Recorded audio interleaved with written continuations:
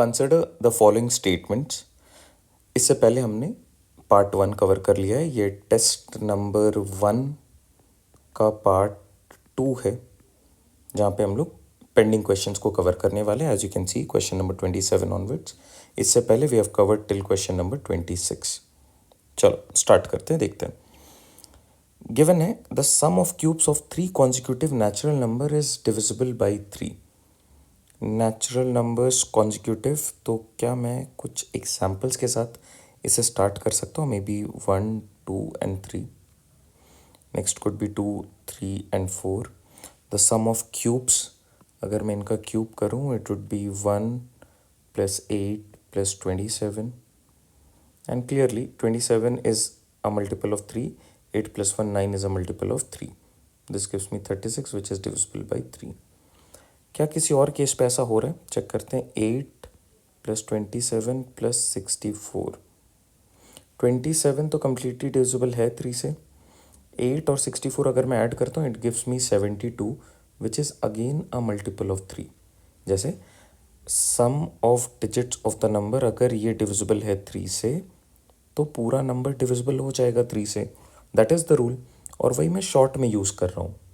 मुझे पता है 27 अगर मैं ऐड करूँगा तो ऑब्वियसली ये डिविजिबल है। 8 + 64 कर I get 72। 7 + 2 is 9 which is a multiple of 3, तो ये भी डिविजिबल है। अगेन मैं अगर इसको प्रोसीड करूँ, कोई भी नेचुरल नंबर का सेट ले लूँ, अगर 3 कॉन्जिक्यूटिव लूँ तो वो हमेशा 3 से डिविजिबल होंगे। ऑल्सो अगर मैं किसी सेम, जो कि हमारा पॉइंट नंबर 2 भी है, every 3 digit number of the form n will always be divided by 37 gives the remainder as 0।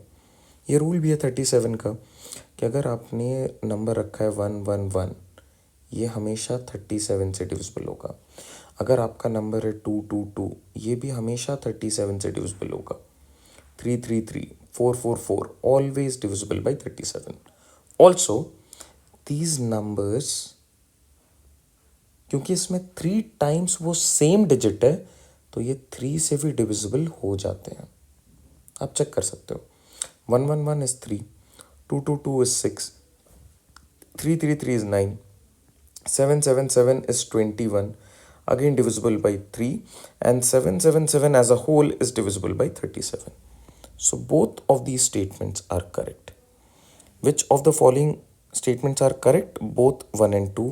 Option number C. Moving ahead. The last day of a century cannot be, पहले तो ये समझते हैं कि last day of a century का मतलब क्या है। मतलब ये है the last day of a century year. What are century years? Any year which is multiple of 100। So any year ending in double zeros is a century year. For example, 1900, 2000, then maybe 1800, 1700, 2100. These are all century years. Last day का significance है, last day क्या होता है किसी भी साल का? 31st of December.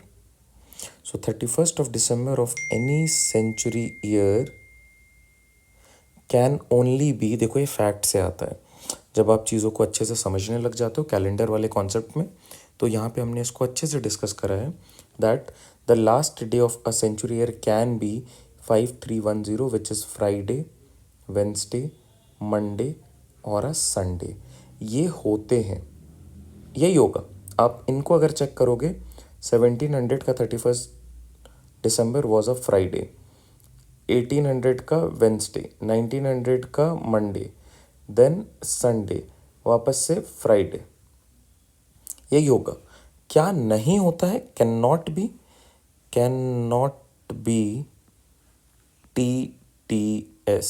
TTS means Tuesdays, Thursdays और सैटरडेज।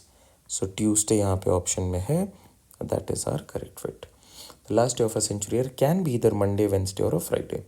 ये हमने एक्सटेंसिवली डिस्कस करा है, ऐसा क्यों होता है इन आर कैलेंडर लेक्चर, जहाँ पे finding the day of a particular date वो भी आप सीखते हो।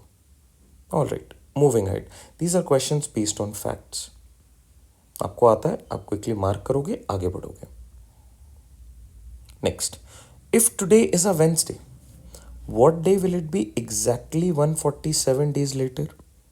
यहाँ पे कीवर्ड एग्जैक्टली भी है, बट देखते हैं हमारा आंसर किस तरीके से चेंज करेगा, बिकॉज लेटर कीवर्ड भी गिवन है। अगर आज वेंसडे है, what day it would B exactly 1 day letter. आप मुझे बताओ, 1 day letter it would be +1, which is a Thursday. Similarly 2 days later it would be +2, which is a Friday. And अगर मैं इसी मैनर में कंटिन्यू करूँ तो 7 days later मुझे क्या मिलेगा, +7, तो वापस से वो वेंसडे आ जाएगा। अच्छा, अगर मैं इन सारे केसेस में ऑड डेज निकालूँ तो ऑड डेज का कैलकुलेशन ऐसा होता है, number of days divided by 7, focus on reminder. तो 1/7 रिमाइंडर 1 आएगा, 2/7 रिमाइंडर 2 आएगा, 7/7 रिमाइंडर 0 आएगा। तो जहाँ पे रिमाइंडर 0 आ रहा है, I am going back to the original day. ये मुझे समझ में आ गया। नाउ फॉर 147 डेज लेटर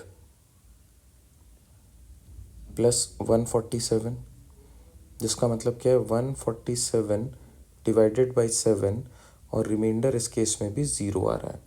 अगर रिमाइंडर 0 आ रहा है तो आप घूम फिर के उसी ओरिजिनल डे पे आ जाओगे।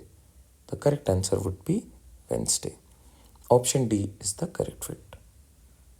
I hope this helps. काफ़ी इंटरेस्टिंग सा सवाल है। अब इसी को मैं ऐसे भी बना सकता हूँ, 14 रेज टू द पावर या 143 raise to the power 147 days.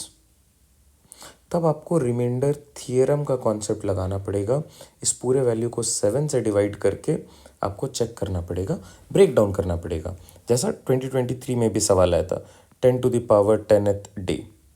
तो you need the concept of remainder theorem to solve it. ऐसे सिमिलर क्वेश्चन हमने डिस्कस कर रखे हैं। मूविंग हेड, बहुत ही प्यारा सवाल है प्रॉफिट एंड लॉस का, जिसको हम लोग डेट रूल या डिटर्मिनेंट रूल से बड़े आराम से सॉल्व कर सकते हैं। समझते हैं ज़रा क्या बोला जा रहा है। The cost price of 12 musical instrument is ₹10, and when you sell 10 of these articles you get ₹12। तो ऑब्वियस सी बात है, मुझे प्रॉफिट हो रहा है। मान के चलो आप एक रीसेलर हो, आप 12 इंस्ट्रूमेंट एक्वायर करने में 10 रुपये खर्च करते हो। 10 रुपीज़ आपने खर्च करे, यू गेट 12 इंस्ट्रूमेंट्स। अब इन 12 को आप सेल करना स्टार्ट करते हो। इनमें से फ़िलहाल आपने सिर्फ 10 सेल करे हैं, और आपके पास जो अमाउंट आ गया है वो है ₹12। तो ऑब्वियस सी बात है आप प्रॉफिट में हो, है ना। बिकॉज जो आपने इनिशियल कैपिटल डाला था, आप उससे ज़्यादा रिकवर कर चुके हो, और अभी तो आपने सारे इंस्ट्रूमेंट सेल आउट भी नहीं करे हैं। तो यू आर इन प्रॉफिट, ये तो क्लियर है। तो लॉस वाला ऑप्शन कट कर दो।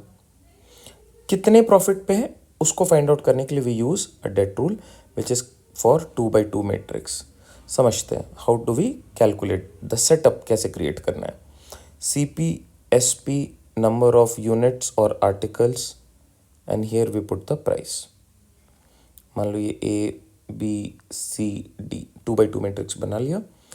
प्रॉफिट एंड लॉस कैलकुलेट होता है principal diagonal A/D minus secondary diagonal C/B upon C/B into 100। अगर इसका रिजल्ट नेगेटिव आया तो लॉस, अगर इसका रिजल्ट पॉजिटिव आया मतलब प्रॉफिट। अब ज़रा इस सेटअप को हमारे क्वेश्चन के हिसाब से बनाते हैं। Cost price, selling price, articles and their price point. क्या गिवन है? The cost price of 12 article is ₹10, selling price of 10 articles is ₹12। Principal diagonal 12 into 12 minus secondary diagonal 10 into 10 upon 10 into 10 into 100। ये दोनों चीज़ें cancel out. 12 into 12 is 144 minus 100 is 44% का profit. 44% extra आपको मिल रहा है, तो 44% profit is the correct fit. I hope this helps. Option D is the correct fit. Moving ahead, if set A contains all the even numbers between 64 and 156 both inclusive, set number A पे जो data है वो है 64, 66, 68 going up to 156. Set number B contains all the odd numbers between 37, 39, 41, 111 both inclusive, तो ये दोनों भी part में है। Now what is the difference between average of elements of set A and set B? तो एवरेज कैलकुलेट करते हैं दोनों के लिए। एवरेज कैसे कैलकुलेट होता है फॉर कॉन्जिक्यूटिव नंबर्स? आपको पता है अगर कॉन्जिक्यूटिव नंबर्स वैसे नंबर्स हैं जिनका गैप सेम होता है, any such number which have gap same. क्या यहाँ पे गैप सेम है? यस, यहाँ पे भी गैप सेम है। अगर होता है ऐसा 37, 40, 43, 46, यहाँ पे भी देखो गैप ऑफ 3, तो ये भी कॉन्जिक्यूटिव नंबर्स हैं। नाउ गैप 2 का है, तो इनके लिए एवरेज कैलकुलेट होता है as smallest number plus largest number by 2। 64 plus 156 by 2 क्या आएगा एवरेज? देखते हैं। नेक्स्ट वाले का एवरेज होगा 37 plus 111 by 2। Let's add them up. इसमें 4 ऐड करा 160, 160 और 60 220 बाई 2 110। इसमें ऐड करा तो ये 8, 4 और 1 148 बाई 2 74। इन दोनों का अगर आपने डिफरेंस ले लिया यू गेट 36। यही तो पूछा है। What is the difference between the average of the elements of set A and that of set B? 36 is the difference between the two. Option A is the correct fit. चलो आगे बढ़ते हैं। Next question. There are 60 balls in a bag. 75% of the balls are yellow and the rest are blue. What is the minimum number of balls that must be taken out from the bag without looking in order to be certain? ये question है आपका worst case scenario. इस पे proper एक video डली हुई है, आप उसे देख लेना। आपको इस टॉपिक से रिलेटेड जितने भी क्वेश्चन आएंगे आप बना लोगे, कोई दिक्कत नहीं आएगी। आप यही सर्च करना, आपको वीडियो मिल जाएगा प्लेलिस्ट में। ऑल्सो ये जो टिपिकल टाइप है ये 2023 में बहुत ही डोमिनेंटली पूछा गया था। 2 क्वेश्चन पूछे गए थे इससे, और प्रीवियस ईयर में भी 1-2 क्वेश्चन पूछे गए हैं। सॉल्व करना ये प्रोबेबिलिटी नहीं है, प्रोबेबिलिटी इज बेसिकली चांस। हो भी सकता है, नहीं भी हो सकता है। फॉर एग्जाम्पल अगर आप एक कॉइन को टॉस करते हो, हेड एंड टेल उसके 2 फेसेस हैं, आप बोलते हो द अकरेंस ऑफ टेल और हेड इज़ 1/2 और 50%। ये चांस ही है ना। क्या आप सर्टेन हो कि अगर आपने एक बारी टॉस करा आपको हेड आया है तो दूसरी बारी टेल आएगा? You are not certain about this, you only say it is possible, it's a probability. But यहाँ पे we have to be certain कि अगर ऐसा बोल दिया तो ऐसा होना चाहिए। ये मतलब है सर्टेनिटी का। पहले ब्रेक डाउन करते हैं।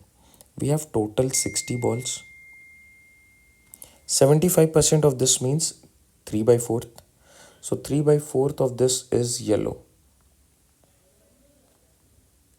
Yellow है 75%, which is 3/4. 3/4 of this value is 45 balls. Okay. Blue ball कितने हैं? The rest. Rest का मतलब है 25%.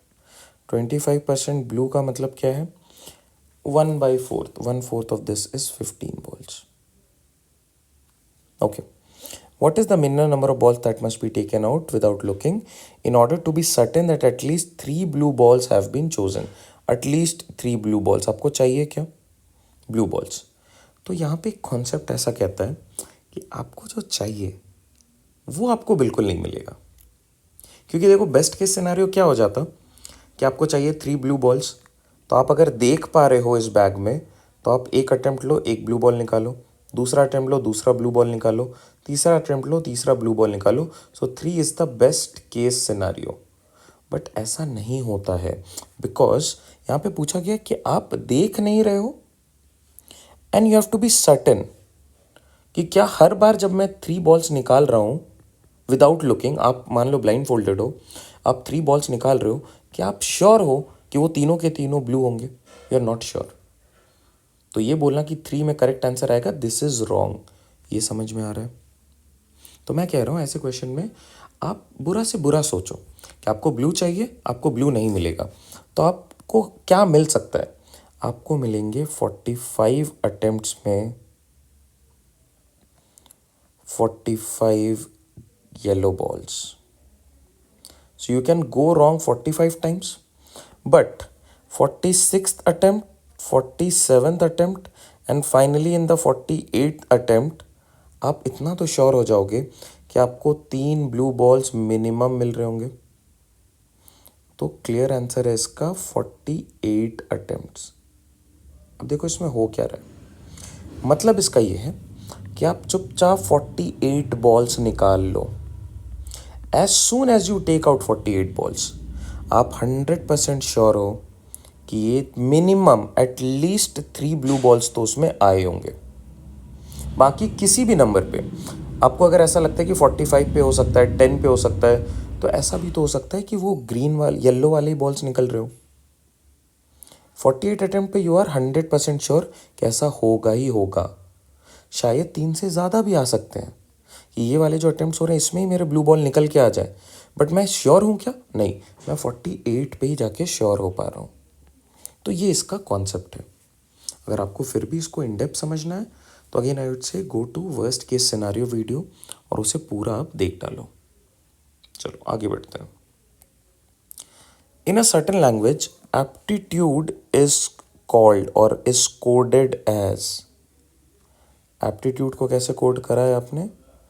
CRVKVWFG.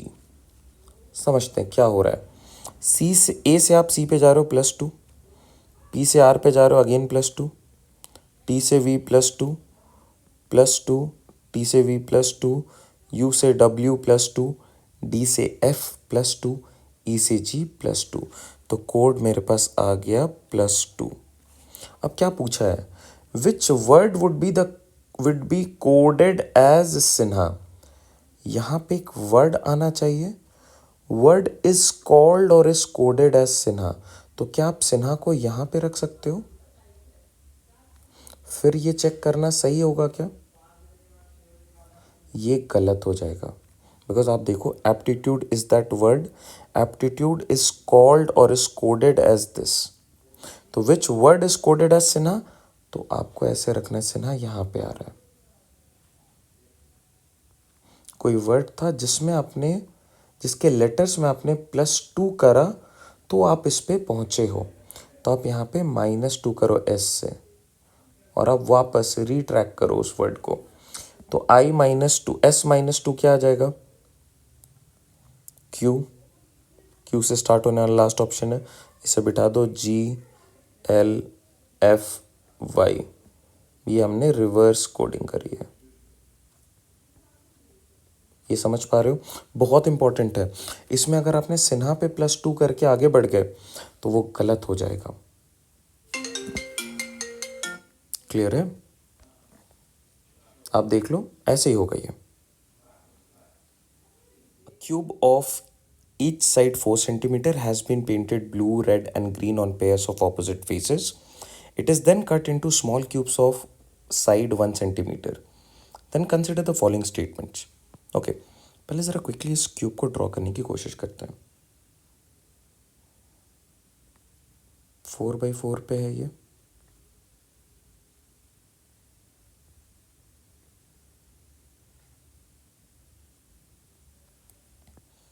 और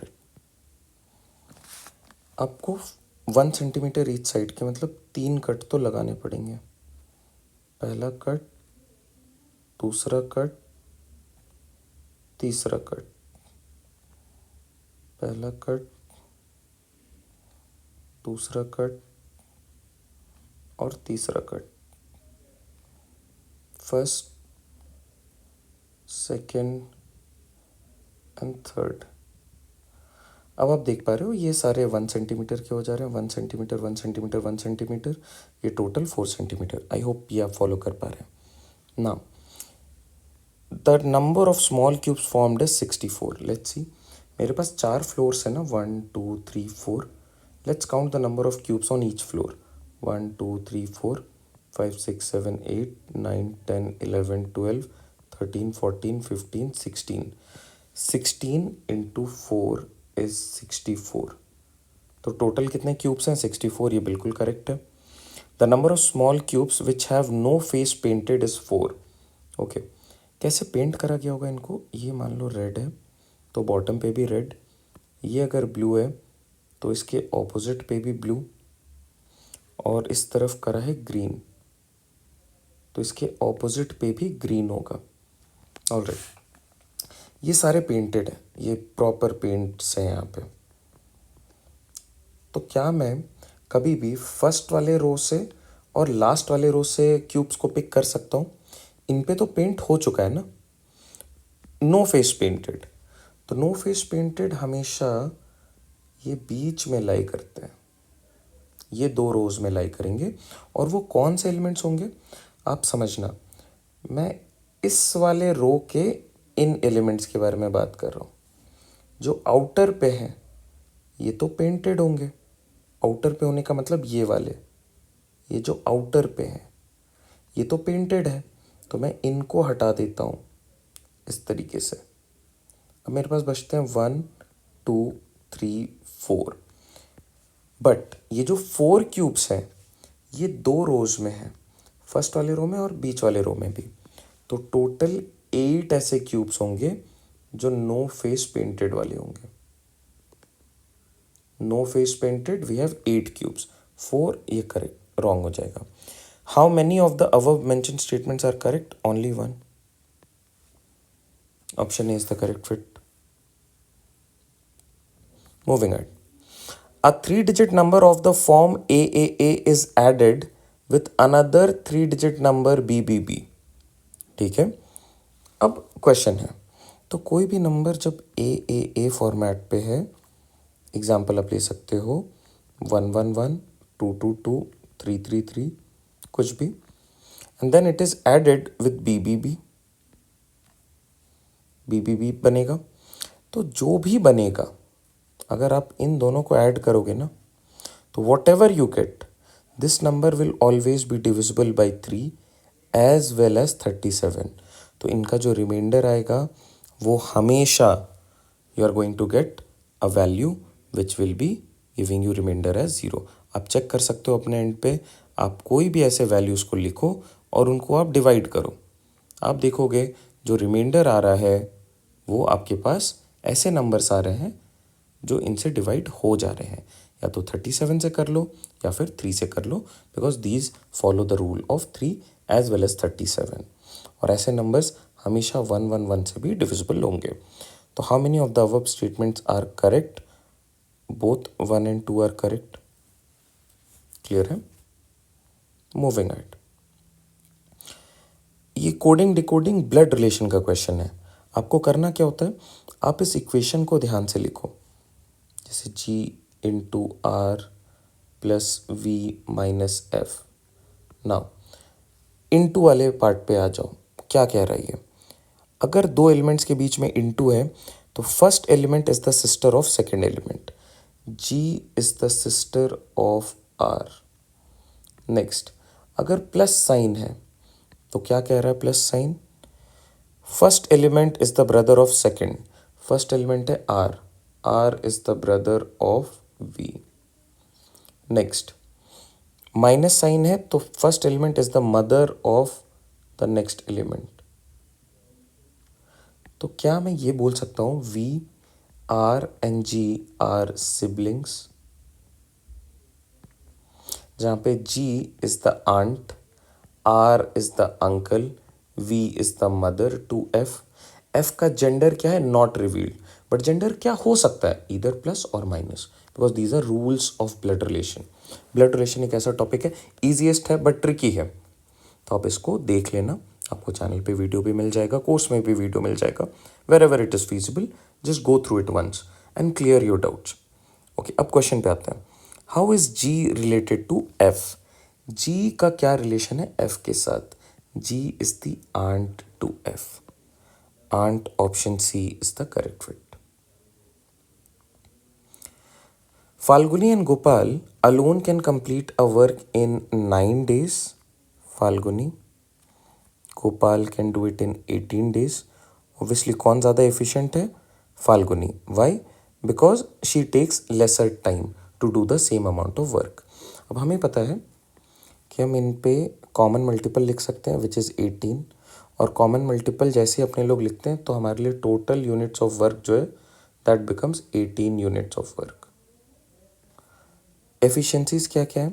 18/9 2 units per day. Falguni 2 unit एक दिन में बना रही है तो 9 दिन में पूरा काम कंप्लीट करती है। गोपाल जो है वो 1 यूनिट बनाता है every day and therefore takes 18 days to complete the task. Now they started working together, Falguni plus Gopal, but Falguni left the work 3 days before the completion. अब ये काम कितने दिन में जाके कंप्लीट होगा वो डेटा तो मेरे पास है ही नहीं, तो क्या मैं इसको ऐसे मान लूँ कि let D be the number of days in which the work was completed. ठीक है, वर्क कंप्लीट कितने में हुआ है? तो डी डेज में कंप्लीट हुआ है। फाल्गुनी 3 दिन पहले चली गई डी डेज से, बट गोपाल तो शुरू से लगा पड़ा रहा। गोपाल और फाल्गुनी ने स्टार्ट करा and they worked for, Falguni worked for D-3 days, Gopal work for all the D days.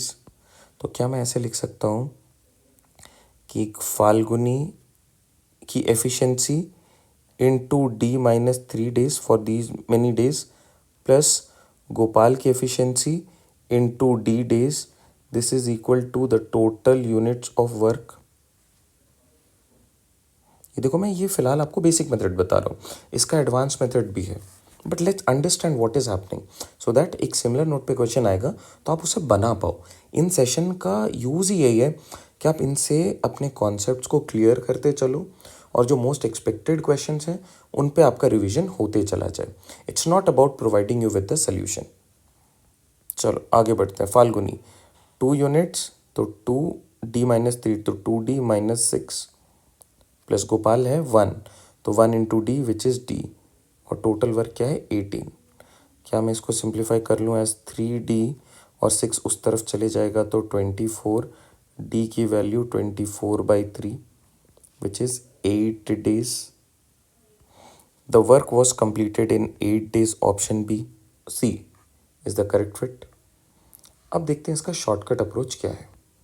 Shortcut approach है total time taken is total work upon the efficiency.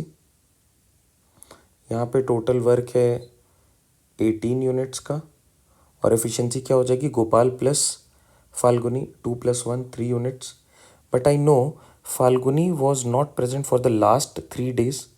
Falguni एक दिन में 2 यूनिट का काम करती है, तो अगर ये 3 दिन प्रेजेंट नहीं है तो 3 × 2 6 यूनिट्स का काम अभी पेंडिंग हो जाएगा ना। ये 6 यूनिट्स का काम ये नहीं कर पा रही बिकॉज ये 3 दिन प्रेजेंट नहीं है, तो ये 6 यूनिट का काम गोपाल को करना होगा, तो ये गोपाल के लिए एक्स्ट्रा वर्क हो गया। तो this is the extra work 18 + 6 which is 24/3 8 is the correct fit. अब आप देख पा रहे हो स्मार्ट अप्रोच से आप कितनी जल्दी किसी भी क्वेश्चन को टैकल कर सकते हो अगर उसमें वो स्मार्ट अप्रोच लग रहा होगा। बट हाँ, इट्स इम्पॉर्टेंट कि आप चीज़ों को समझो। समझने के लिए ये मेथड है, अगर आपको जल्दी करना है you use this method. Clear है? Moving ahead. A bag consist of 3-digit security code. The middle digit of the 3-digit number, देखते हैं आप जरा इसको ब्रेक डाउन करते हैं। Middle digit, leftmost digit, rightmost digit. The middle digit is half the leftmost digit. Leftmost digit का half, तो अगर मैं मिडिल डिजिट को 1 रखूँ तो लेफ्ट मोस्ट डिजिट 2 होगा, right most digit is 3 times the middle digit, तो 3 times of this is 3। ये एक पॉसिबिलिटी है। What could be the next possibility? क्या मैं मिडिल डिजिट को 2 रख दूँ? 2 रखने पे लेफ्ट डिजिट हो जाएगा 4 बिकॉज डबल, एंड 3 टाइम्स हो जाएगा right most digit, so it is 6। क्या कुछ और बन सकता है? Let's see. What if I place here 3, तो 3 का डबल इज 6, 3 का ट्रिपल इज 9, ये भी पॉसिबल है। क्या मैं 4 रख सकता हूँ? 4 का डबल इज 8, 4 का ट्रिपल इज 12, ये पॉसिबल नहीं है। It is no more a 3 digit security code now, so fourth one is not possible. बस ये 3 ही पॉसिबल केसेस बनेंगे। Now however, the code of the digit is randomly interchanged and obtained a different number. एक different number obtained किया गया by rearranging these codes. Okay. The new number obtained is 216 more than the original number. तो original number पे मैं 216 add करता हूँ, तो मेरे पास जो नंबर बनना चाहिए वो इनको ही रीअरेंज करके भी बनना चाहिए। ये इंपॉर्टेंट लाइन है, इसको वापस से आप सुनो। इस 216 more than the original number, तो 216 ऐड कर दो सारे नंबर्स पे। जो नया नंबर बनेगा वो रैंडमली इंटरचेंज करके बना है। तो कौन से डिजिट्स को आपने रैंडमली इंटरचेंज करा है? इन डिजिट्स को ही रैंडमली इंटरचेंज करा है। तो जो भी रिजल्ट बनेगा उनमें ये सारे डिजिट्स होने चाहिए। तो अगर आप इसको ऐड करते हो 3 + 6 यू गेट 9, तो 9 यहाँ पे प्रेजेंट ही नहीं है, तो जो भी आंसर दे रहा है ये पॉसिबल होगा क्या? This is not possible. Smartly आपको एलिमिनेट करना है, पूरा सॉल्व करने का नीड है ही नहीं। Next, 6 and 6 will give you 2, 2 है यहाँ पे तो पॉसिबल है। देन 2 + 1 + 1 विल गिव यू 4, 4 भी है यहाँ पे। 4 + 2 विल गिव यू 6, तो 6 भी है। ये बिल्कुल मेरे लिए करेक्ट फिट हो रहा है। बट हाँ, एक बारी वापस से दूसरे को चेक कर लेते हैं। 9 + 6 इज 5, 5 यहाँ पे प्रेजेंट ही नहीं है, तो ये पॉसिबल नहीं होगा। डेफिनेटली ये मेरे लिए करेक्ट आंसर है। Now I know the digit, I know the new number, let's start. The new number obtained is an even number. Yes, statement number 1 is correct. The sum of digits of the new number obtained is also even. 6 + 4 + 2 is 12, which is also even. The middle digit of the original number is an even number. Original number 2. Yes, this is also even. How many of the above? All 3 are correct. Option C is the correct fit. क्या आप इसे follow कर पा रहे हैं? Clear है? Moving ahead. In a certain code, growth is written as TWORGH. How would you code abundance in the same coded language? देखते हैं क्या चेंजेस हो रहे हैं। आपको दिख रहा है यहाँ पे H और H बिल्कुल एज इट इज उतर गया है। देन GROWT, GROWT, बस इसको रिवर्स कर दिया गया है। तो अगर मैं इसी लॉजिक को यूज़ करूँ यहाँ पे कॉपी पेस्ट, तो लास्ट में E आना चाहिए। लास्ट में E पहले वाले पे नहीं है, तो this is ruled out. Then this must be interchange, तो C से ये स्टार्ट होना चाहिए और ABUNDANC,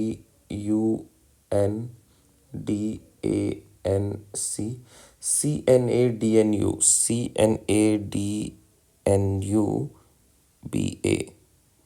CNADNUBA. Option B is the correct fit. ABUNDANCE, abundance. Clear है?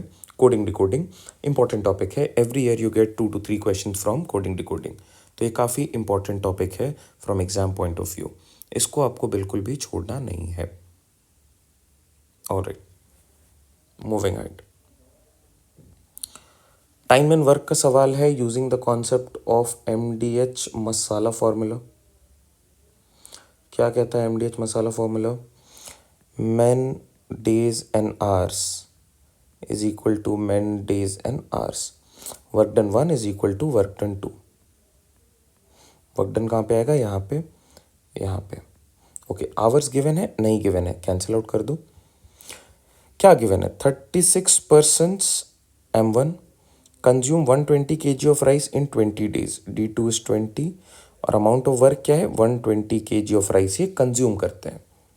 Okay, in how many days will 30% consume 60 kg of rice, D2 मुझे find out करना है। Let's simplify.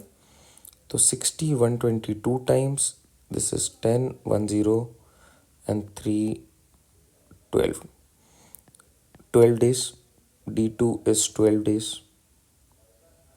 ये पॉसिबल है when you actually know the concepts regarding it. I hope this helps. Moving ahead, partnership पे based question है। A began a business with rupees 145,000, that is 1,45,000. He was joined afterwards by B with capital of 72,500. If the profits at the end of the year are divided in the ratio 6:1, then after how many months did B join? ये partnership का question है और आपको एक दो चीज़ें जो partnership में समझनी है वो ये है कि हमेशा द प्रॉफिट और the loss ratio is always weighted ratio of investment into the time period. आपने कितना कैपिटल इन्वेस्ट करा है और कितने टाइम पीरियड के लिए इन्वेस्ट करा है, उसका वेटेड पार्ट ही आपको प्रॉफिट या लॉस का रेशियो देगा। क्लियर है? अब ज़रा देखते हैं ए और बी के लिए क्या गिवन है। गिवन ये है कि इनका प्रॉफिट रेशियो आ रहा है 6:1 और इनकी इन्वेस्टमेंट है 1,45,000। ए बिगैन अ बिजनेस और at the end of the year इनको प्रॉफिट हुआ है, तो टाइम पीरियड क्या रहा होगा, टाइम पीरियड रहा होगा 12 months. Okay, B was joint with an investment of 72,500। कितने टाइम पीरियड के लिए, तो मान लो for T months, I don't know, so I keep it as a variable. और रेशियो क्या आ रहा है, 6:1। अब इसको सिंप्लीफाई करते हैं, ये बिल्कुल इसका डबल है, 6 यहाँ से कैंसिल आउट करेगा 2, तो क्या आप ये कह सकते हो कि the time period is 4 months.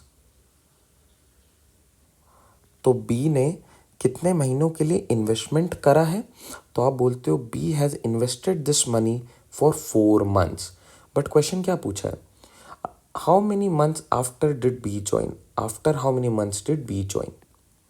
तो अगर कोई इंसान सिर्फ 4 महीने के लिए पूरे साल भर में प्रेजेंट है तो वो 8 महीने बाद आ रहा होगा ना।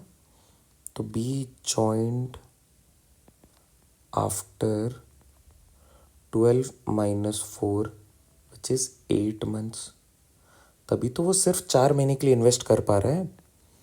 Option D is the correct fit here. Moving ahead, the ratio of ages of Catherine and Beatrice is 1:2। ये प्रेजेंट एज का रेशियो है। 9 years later, 9 years later इनका रेशियो बन रहा है 5:7।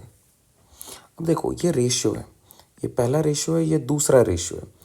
आप यहाँ पे डायरेक्टली इनको x और इसे भी x मानोगे तो इसे भी x और x नहीं मान सकते हो।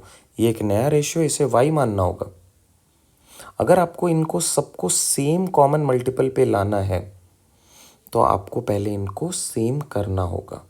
How do we make it same, आप देखो यहाँ पे कितने का गैप, 1 का गैप, यहाँ पे कितने का गैप, 5 और 7 में 2 का गैप। तो आप इसको क्रॉस प्रोडक्ट मेथड से सेम करो पहले। तो इसको 2 से मल्टीप्लाई करो, इसको 1 से मल्टीप्लाई करो। Now let's see what do we have, 2:4 and we get 5:7। ये कैथरीन एंड बियाट्रिस के लिए बन गया। अब आप देखो क्या गैप सेम है, 2 का गैप है और यहाँ पे भी 2 का गैप है, गैप सेम है। अब आप सेम कॉमन मल्टीप्लाइंग फैक्टर रख सकते हो। तो मान लो सब में n आ गया। अब देखो क्या डिफरेंस दिख रहा है आपको, आपको दिख रहा है आप 2 पे थे, आप 5 पे चले गए और इसके बीच में कितने का गैप आ रहा है, 9 ईयर्स का। तो can I say the gap between 2 and 5 is 3n, 3n is equal to 9 years. therefore n is equal to 9/3 which is 3 years. n की वैल्यू 3 years आ गई. What is the present age of Catherine and Beatrice? The present age of Catherine is 3 into 2 6 years. Present age of Beatrice is 4 into 3 12 years. Catherine and Beatrice पूछा तो 6 and 12 होगा, 12 and 6 नहीं होगा. 6 and 12 option A is the correct fit. ये भी ध्यान देना है, इंपॉर्टेंट है. Moving at. A train takes 18 seconds to pass through a platform 162 meter long and 15 seconds to pass through another platform which is 120 meter long. The length of the train. यहाँ पे हम लोग काम करेंगे. Let the length of the train be L. ठीक है. अब पहला सिनेरियो क्या है? स्पीड तो दोनों केसेस में सेम होगी ना. Speed of train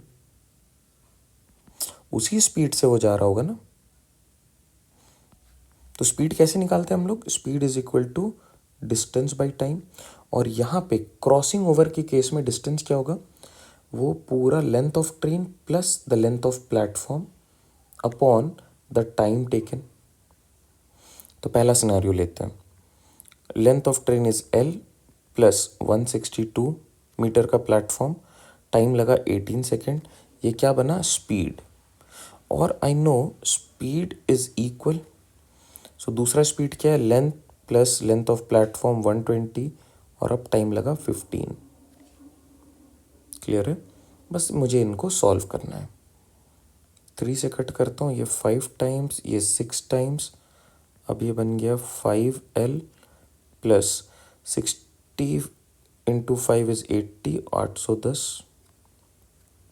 6L plus 12 into 6 720. L is equal to 810 minus 720 which is 90 meters. The length of the train is 90 meter. बहुत बार ऐसा सेम क्वेश्चन आपको डेटा सफिशिएंसी के फॉर्मेट पे पूछा जा सकता है, तो उस पर भी कमांड करना इम्पॉर्टेंट है. प्लस जो नेक्स्ट पार्ट रिलीज होगा उसमें हम लोग कवर करेंगे डेटा सफिशिएंसी वाले क्वेश्चन, जो लास्ट के 30 क्वेश्चंस हैं. तो थर्ड पार्ट इसका सबसे ज़्यादा इंपॉर्टेंट होने वाला है. आप उसको मिस बिल्कुल भी मत करना. अभी तक अगर आप बने हुए हो तो आई फील आपने ये सारे क्वेश्चंस को नोट डाउन कर लिया है और ये सारे कॉन्सेप्ट्स को आपने अच्छे से कवर कर लिया है. Alright. Full and test series का टेस्ट नंबर 1 का this is part number 2 concluded here. Part number 3 के लिए आप कनेक्टेड रहो. ऑलराइट. Happy learning everyone.